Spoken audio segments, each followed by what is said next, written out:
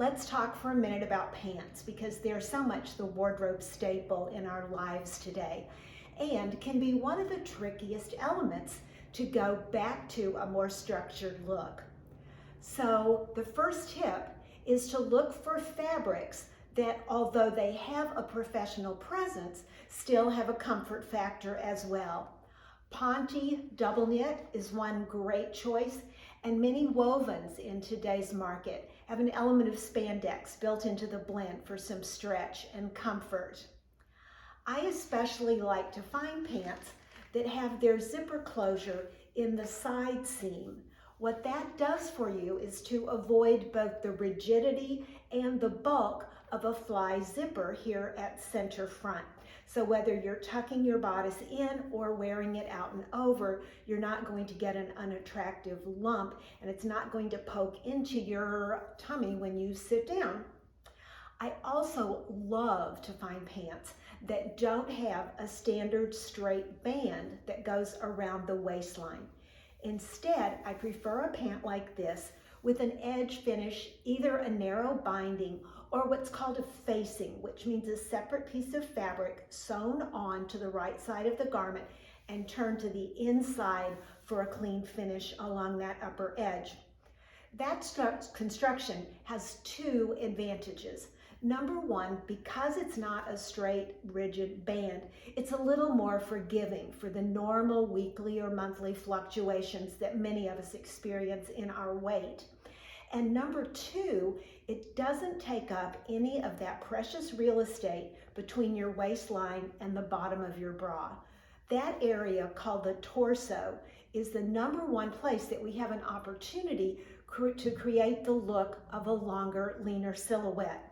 Now, that may not be as big an issue for everyone watching this as it is for a 5'3" shorty like me, but I do find that the vast majority of my clients prefer that elongation wherever they can get it, and this is one critical spot.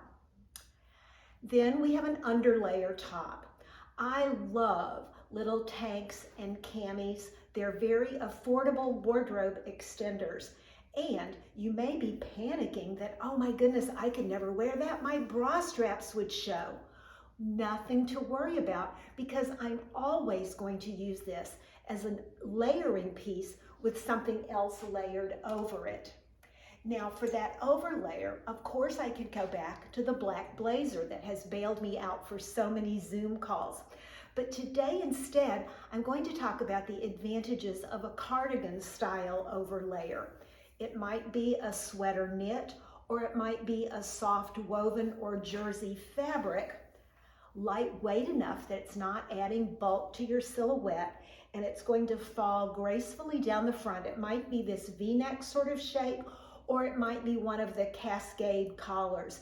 Either way, you still get that V shape and the elongating effect here. Now, length is another factor in your cardigan selection. I love this duster length. This one comes almost down below my knees, nearly mid-calf. But my guideline is that I never want to choose a cardigan that's anything less than fingertip length. If I can cut my fingers around the hemline of the cardigan, I'd probably like to have it a little bit longer. Now, right now, this cardigan doesn't really have all the presence that I'd like for a professional situation or a community involvement kind of situation. And there are three little tricks that can make that much more impactful. The first one, I think, is going to surprise you, but we're going to add a removable foam shoulder shape. Now, I know that you've been told by every fashion magazine around that shoulder pads are dead, done, gone, over. And if they're talking about that giant 1980s exaggerated shoulder, of course they're right. That look is over. But what we're talking about here is a silhouette balancing device that is subtle but makes a very significant difference. The texturized foam is going to adhere right to the fabric of my cardigan. I'm going to slip it over my cardigan with the thicker side toward the outer edge of my shoulder. And all of a sudden, my silhouette looks more balanced, My posture looks better, and the garment is hanging more gracefully on my body too. No drooping and drag lines. What a difference, right? The second little trick is to push up the sleeves on your cardigan.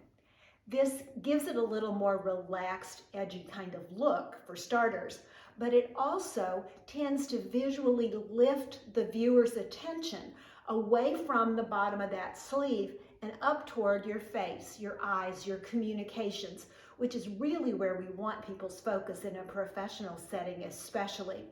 Of course, we want to be sure that those sleeves are going to stay pushed up, so I like to use these expandable sleeve bands. I push my sleeve up to the level that I want it, put the band over the fabric just above my elbow, and then the extra length of the fabric rolls down over the bands to keep them completely hidden, and I'm effectively pushed up with no more fuss all day long. All we need to finish this look then is a focal point accessory here at the neckline. That certainly could be a necklace. In this example, I'm going to use a scarf that brings together the color of the cardigan with the color of my underlayer column and finishes the look. Polished and comfortable, just what we're looking for these days.